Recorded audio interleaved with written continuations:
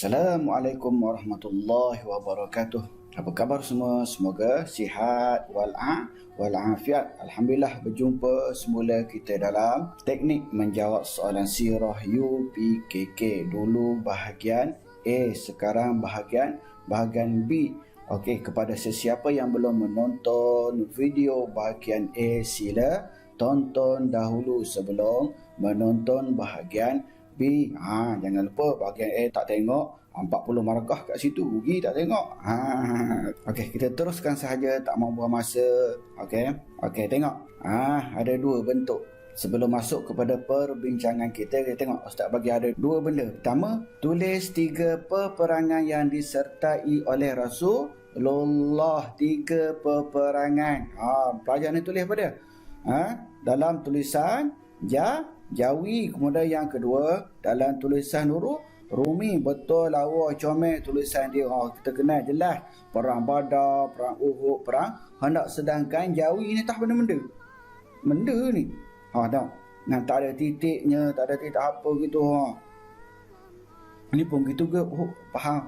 Okey. Kat sini ada dua. Mana satu yang betul ataupun yang diterima oleh pemeriksa kertas jawapan soalan sirah. Mana satu? Okey. Dekat sini, okey. Kena tulis jawapan dalam tulisan Jawi seperti mana arahan soalan pada mula-mula dahulu. Tengok bahagian A dulu, arahan soalan dia macam mana. Jawapan mesti ditulis dalam tulisan Jawi. Okey. Yang dua-dua ni, okey, yang diterima oleh pemeriksa kertas jawapan adalah walaupun yang bawah ni betul semua, tapi dia tulis dalam tulisan Rumi, salah terus. Tak ada kompromi. Tu dia. Tengok yang ni. Ini walaupun tulisan entah apa-apa, tak faham, tapi selagi mana pemeriksa itu faham tulisan itu dan faham apa jawapan dia nak tulis tu, dia dikira betul, markah penuh dekat sini. Walaupun tak ada titik, tak ada apanya, nak bentuk, tapi faham, kita boleh faham dia nak tulis apa dia. Perang Badar, perang Uhud, pun salah. Perang Khandaq. Dia mendapat markah berapa? Penuh 3 markah dekat sini, sebab dia tulis dalam tulisan Jawi. Tu dia.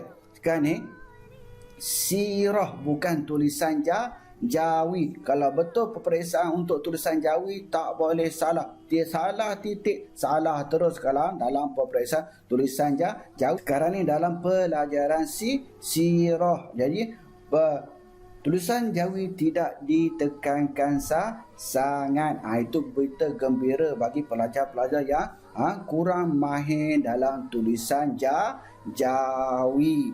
Okey, itu dia. Yang penting awak mesti tulis jawapan dalam tulisan Jawi. Tak kira lah benda-benda, entahlah guna gaya pun. Jangan sampai pemeriksa tidak faham. Okey, di sinilah terletaknya nilai budi bicara pemeriksa kertas jawapan. Kalau kena yang straight kepada skema, jangan lawak. Tapi tak ada, pemeriksa biasanya ada timbang rasa, ada timbang tara kepada pelajar-pelajar pada kertas jawapan pelajar-pelajar tersebut. Usah risau, yang penting tulisan Jawi, betul salah belakang kira. Jangan sekali-kali tulis dalam tulisan Rumi. Okey, tak apa. Okey, kita teruskan. Okey, sebelum masuk kepada bahagian B ni, yang penting apa yang perlu awak lihat, pertama, jawab dalam tulisan Jawi, seperti mana yang kita bincangkan tadi. 2, baca dan faham arahan soalan. Okey, jangan risau. Bahagian B ada 4 soalan je, tak banyak. Tapi 60 markah. Tapi banyak pecahan dia. Okey, tengok seterusnya.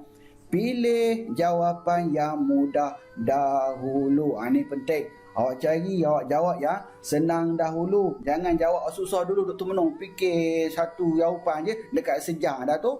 Pilih yang mudah dulu. Yang susah tinggal jawab kemudian. Keempat, setelah selesai menjawab, sila semak semua jawapan anda. Semak betul-betul. Ini pengalaman Ustaz. Ramai yang tertinggal, tidak jawab pada soalan yang mudah, tertinggal. La ilaha illallah, ruginya awak. Tik nak semak macam mana? Jangan semak pakai mata. Semak pakai jari ni. Mata, jari, tunjuk. Contoh, nombor 1 tunjuk pakai jari ataupun pensel, awak tunjuk satu-satu. Nombor 2, jawapan ada. 3, 4, begitu. Tunjuk pakai jari. Jangan tunjuk pakai semak pakai mata. Adalah tertinggal kalau buat gitu. Okey, faham? Okey, kita masuk kepada soalan bahagian B. Tengok soalan pertama. Okey, bentuk soalan jenis apa? Jenis petikan. Ada 5 soalan kat sini. Okey, tengok. Ini Ustaz nak bagi tip sikit. Bapak dah senangnya. Ini soalan apa dia? Nak bagi apa dia? Awak markah penuh. Nampak je panjang, tetapi ini senang. Sebab apa? Jawapan ada dalam petikan. Baca. Pertama, awak mesti apa dia? Baca keseluruhan soalan. Itu dia. Okey, sekarang ni mengenai apa dia? Dakwah baginda Rasulullah dengan sistem perundangan dia, dengan masjid dicampur-campur ni tajuk dalam ni. Dia sekali rangkum je dalam ni. Okey, dah siap baca? Ustaz nak bagi tip pertama. Ini senang je. Setiap dalam barisan pertama soalan, untuk soalan 1, barisan pertama, jawapan dia adalah apa dia? Nombor 1 ni ada dalam petikan baris apa dia? Pertama. Soalan nombor 2, jawapan dia ada dalam petikan baris kedua. Soalan nombor 3, jawapan dia ada dalam petikan nombor baris yang ketiga. Begitulah seterusnya. Faham? Dia tak ada. Nombor 1 dia jawapan dia dekat bawah ni, tak ada. Dia memang dekat atas. Senang je. Itu je. Teknik dia senang sangat. Jadi awak kena tahu saja itu je. Okey, dah tahu. Sekarang contoh. Terus kepada soalan. Tengok. Nombor 1. Tulis 2 perkara yang ditekankan oleh Rasulullah sallallahu alaihi wasallam dalam menyampaikan dakwahnya. Tengok Ustaz khabar tadi. Nombor 1 mesti pada baris nombor 1 apa? Dia nak 2 je, ada banyak dekat situ. Ada apa? Ada. Kita tulis akidah, akhlak, perundangan. Ada belakang kita ambil. Dia nak 2 je, ambil dia. Akidah, akhlak, tulis. Nak tulis banyak-banyak panjang ke? Tak payah ambil dia. Akidah, akhlak, beres. Itu dia. Nombor 1. Tengok nombor 2. Apakah nama perundangan yang digubal pada zaman Rasulullah sallallahu alaihi wasallam? Apa dia Ustaz khabar tadi? Nombor 2, mestilah jawapan dia dalam baris nombor 2. Mana dia baca? Gede-gede baca. Pertama di baginda ialah apa dia? Ni dia. Piagam Madinah. Okey, tulis. Piagam Madinah. Nombor 2. Okey, beres. Siap dah tulis tadi. Bilakah piagam Madinah digubal? Tengok pono itu. Ada terus jawapan. Ni dia. Bila? Ni. Pada tahun pertama hijrah bersamaan 622 Masihi. Tulis pada tahun situ. Terus tulis nombor 3. Tengok. Nombor 4. Apakah langkah awal Rasulullah sallallahu alaihi wasallam dalam melaksanakan perundangan Islam? Apa dia langkah awal Rasulullah? Tengok nombor 4. 4 mesti ke 4. Mana? Ni ada dia. Melaksanakan penugasan ialah dengan apa dia? Membina masjid. Membina masjid. Beres. Itu je. Tengok nombor 5. Nyatakan dua fungsi masjid. Apa dia? Dua fungsi ada kat petikan tadi. Apa dia? Ni. Tempat beribadah, berdakwah, pusat kemasyarakatan. Banyak sangat dia nak dua je. Pilih. Pusat apa dia? Tempat beribadah. Kemudian pusat kemasyarakatan. Itu dia. Tengok ba. Tadi alif ya. Tengok ba. Nyatakan dua fungsi masjid sebagai pusat kemasyarakatan. Ni. Okey, biasanya soalan petikan ni, soalan last sekali biasanya jenis kebat, jenis berfikir sendiri. Sini kena fikir sikit lah. Tak ada dah jawapan kat tadi kan? Tak ada. Tengok apa dia pertama? Masjid sebagai pusat masyarakat. Apa dia? Boleh isi macam-macam. Banyak sangat. Contoh dia apa dia? Bergotong royong. Lagi apa dia? Tempat kenduri. Tempat majlis akad nikah. Macam-macam. Beres. Itu sahaja. Senang. Jangan fikir susah-susah. Okey, tengok. Seterusnya. Okey, terus. Soalan kedua. Okey, jawab semua soalan di bawah. Okey, bahagian ni kena fikir dan isi jawapan sendiri yang bersesuaian. Selagi mana tidak lari jauh daripada jawapan yang sebenar. Kita nombor 1.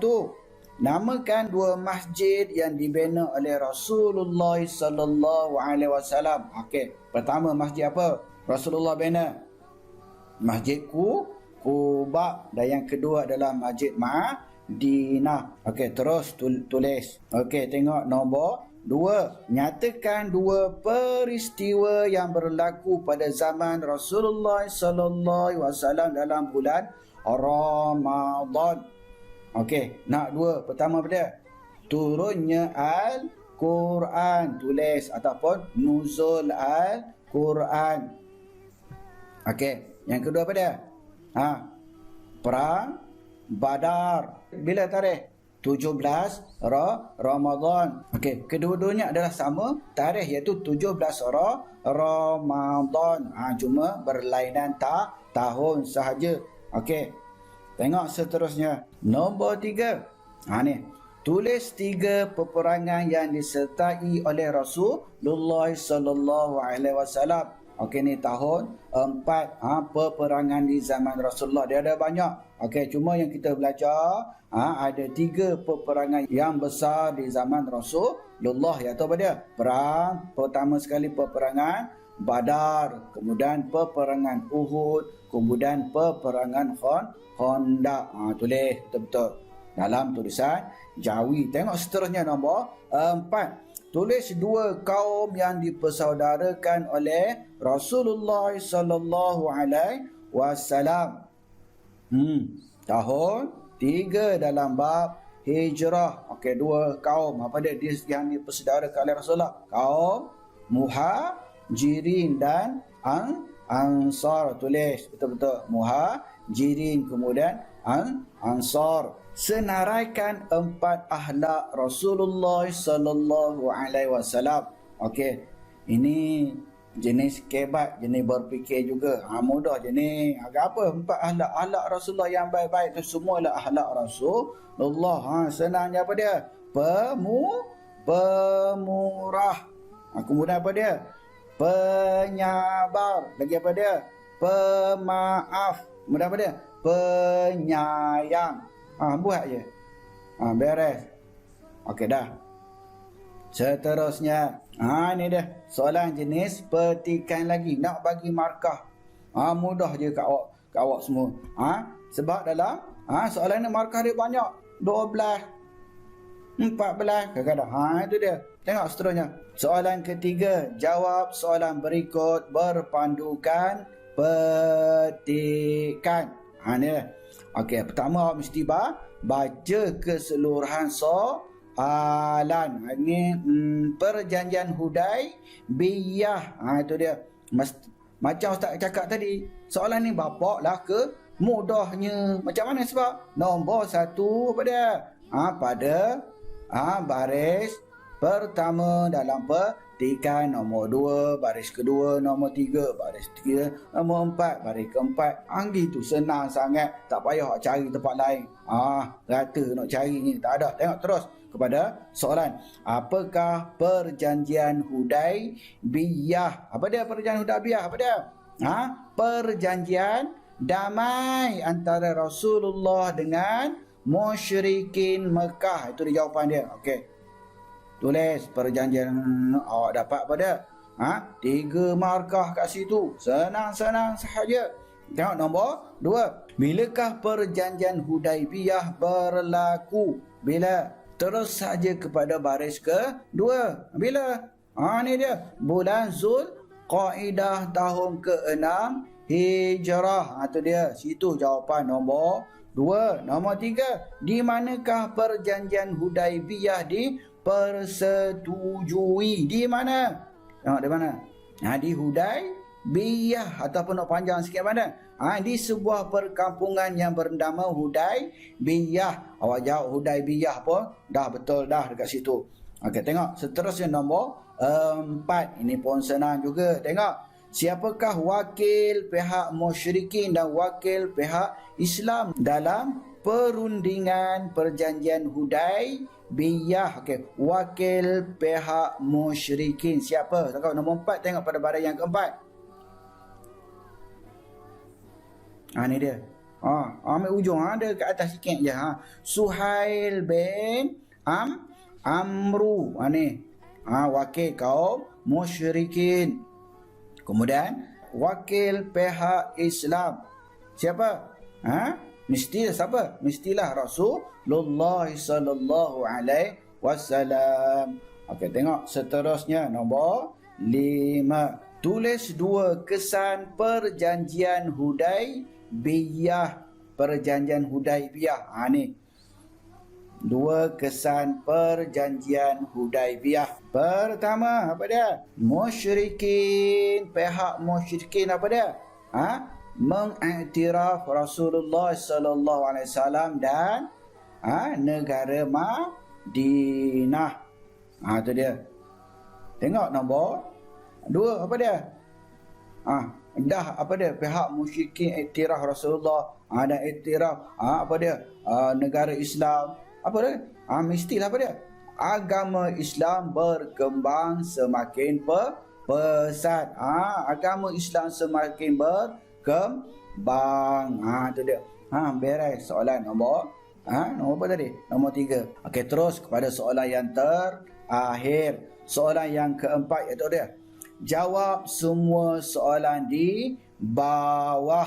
Okey, tengok apa dia. Nama 2 orang yang terawal memeluk agama Islam. Siapa wanita? Pertama, isteri Rasulullah siapa? Khadijah binti Khuwailid. Tulis apa dia? Khadijah. Kemudian lelaki dewasa siapa? Sayyidina Abu Bakar. Okey, 2 markah. Okey, jenis apa dia? Nombor 2, lengkapkan rajah di bawah. Itu dia.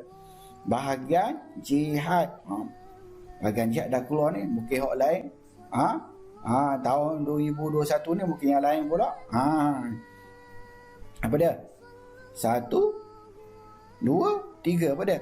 Dia bagi dah. Jihad asghar. Ingat apa lagi satu? Akbar. Contoh dia dah bagi dah, jihad akbar, melawan hawa nafsu. Kemudian nak contoh 2 contoh daripada jihad asghar. Apa dia? Berperang. Lagi apa dia? Bekerja, belajar. Datang ke kafah. Itu kira berjihad. Kita sebab kita belajar. Itu dia. Tengok seterusnya. Okey. Tulis 2 jasa Saidina Abu Bakar As-Siddiq sebagai khalifah pertama. Ingat apa dia? Setelah wafatnya Rasulullah pada Sayyidina Abu Bakar dilantik menjadi khalifah yang pertama. Apa yang dia buat? Pertama dia memerangi nabi palsu. Kemudian apa dia? Memerangi golongan yang enggan membayar zakat. Ada banyak lagi apa dia? Mengumpul Al-Quran. Lagi apa dia? Mengembangkan agama Islam hingga ke Rom dan Parsi. Itu dia. Boleh pilih mana-mana. Itu dia. Tulis 2. Okey. Nombor 4. Namakan 2 orang hamba yang diseksa oleh kafir Quraisy kerana mengikuti ajaran Rasulullah. Apa dia? Bilal bin Rabah dan keluarga Yasir. Tulis Bilal bin Rabah, kemudian keluarga Yasir. Tengok nombor 5. Tulis 4 sikap kafir Quraisy terhadap Nabi Muhammad sebelum kedatangan Islam. Apa yang kena perlu fahamkan ni? Sebelum. Bukan selepas, sebelum. Bagaimana tanggapan dia orang kafir Quraisy terhadap Rasulullah sebelum kedatangan Islam? Dia anggap Rasulullah sebagai siapa? Macam mana Rasulullah ni bersikap dia terhadap Rasulullah? Menganggap pada Rasulullah sebagai orang yang apa dia? Bijaksana. Contoh dia apa dia? Nabi menyelesaikan apa dia? Peristiwa apa dia? Kaabah apa dia? Banjir ketika hendak meletak Hajar Aswad. Di situ terletaknya kebijaksanaan Rasulullah. Mereka anggap Rasulullah seorang yang amat bijak. Itu dia. Yang kedua apa dia? Mereka menganggap seorang Rasulullah seorang yang berani. Kenapa? Ketika kecilnya Rasulullah telah mengikuti rombongan perniagaan ke Syam. Tu dia jauh sangat. Tetapi Rasulullah mempunyai satu sikap yang berani untuk pergi mengharungi padang pasir hingga sampai ke Syam. Itu dia. Tengok nombor 3. Seorang yang tabah ataupun cekal hati. Sebabnya apa dia? Rasulullah telah kehilangan kedua ibu bapanya sewaktu dia masih kecil lagi. Itu dia. Tengok nombor 4 last. Seorang yang baik akhlaknya. Yang mana apa dia? Orang-orang kafir Quraisy tahu Rasulullah apa dia? Tidak pernah melakukan kejahatan, tak pernah minum arak, tak pernah mencuri, tak pernah bercakap bohong. Itu dia. 4. Boleh tulis apa-apa sahaja kat situ selagi mana ia tidak lari jauh daripada jawapan yang sebenar. Okey, itu sahaja. Tamat. Okey, perkongsian Ustaz semoga bermanfaat kepada semua. Okey, sebelum itu jangan lupa sesiapa yang ada pernah tonton daripada soal jawab Ustaz UPKK sebelum pada ni. Okey, siapa yang ikut sepenuhnya insya-Allah boleh dalam 90% boleh menjawab soalan UPKK insya-Allah. Cukup sampai di sini sahaja. Sebelum daripada itu mohon subscribe, like dan share channel Ustaz ini jika bermanfaat kepada kita semua. Okey, jumpa lagi dalam video yang akan datang. Assalamualaikum warahmatullahi wabarakatuh.